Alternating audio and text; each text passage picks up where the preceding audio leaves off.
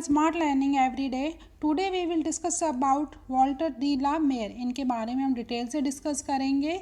And ये एक English poet थे, नॉवलिस्ट थे एंड शॉर्ट स्टोरी राइटर थे। एंड इनको जाना जाता है द लिसनर्स वर्क के लिए। द लिसनर्स वर्क जो है इनका वो काफ़ी फेमस वर्क है, जिसके लिए वो काफ़ी फेमस है।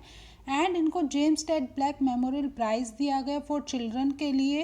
एंड इनको पोइट ऑफ चिल्ड्रन भी कहा जाता है। इनको टाइटल क्या दिया गया है? Poet of children. एंड इनको ऑर्डर ऑफ मेरिट अवार्ड मिला 1953 में।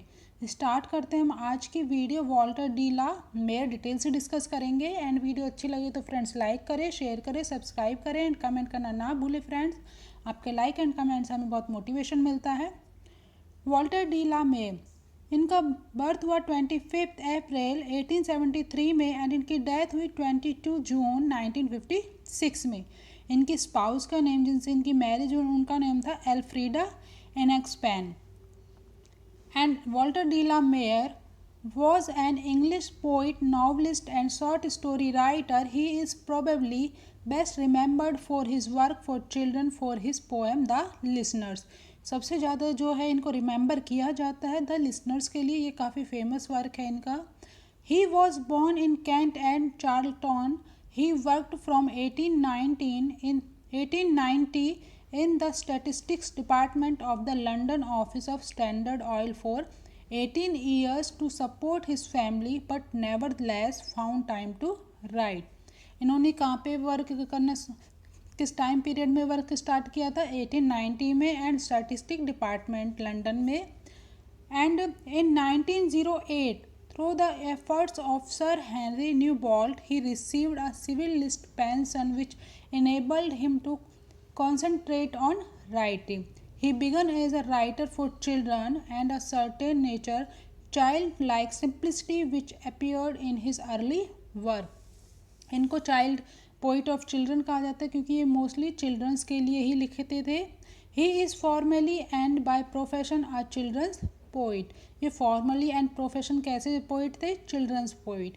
ही has very successfully captured the joy and pleasure of childhood in his songs of childhood. His poetry is not of fantasy. इनकी जो पोइट्री है वो कैसी थी? Fantasy. He is the laureate of the fairy land. Fairies, ghost and phantoms haunt his poems. He provides an escape from the problems of life into the world of the fairies. And इनसे related कुछ की points हैं important जो आपके exams में आ सकते हैं, उन्हीं को मैंने यहाँ पे डिस्कस करने की कोशिश की है ताकि आपके एग्जाम्स में कोई भी पॉइंट छूटे ना इनसे रिलेटेड।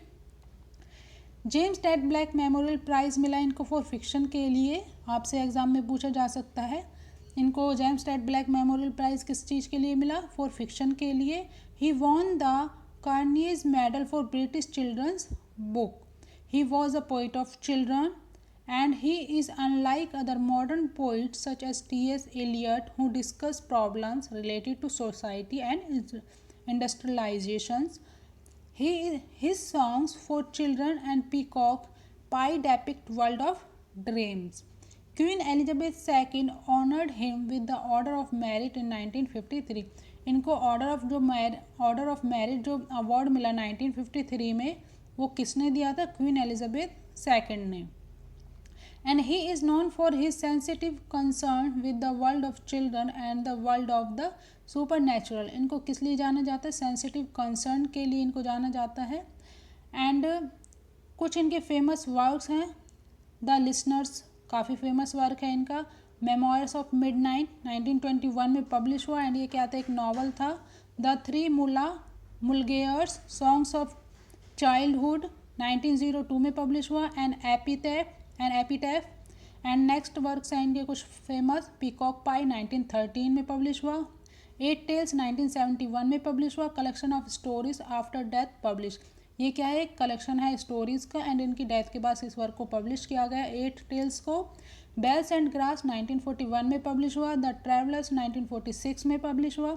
अर्ली द मॉर्निंग 1935 में पब्लिश हुआ। लव 1943 में पब्लिश हुआ। ये थी इनके कुछ famous works. I hope friends आज की क्लास आपको अच्छी लगी। Thanks for watching.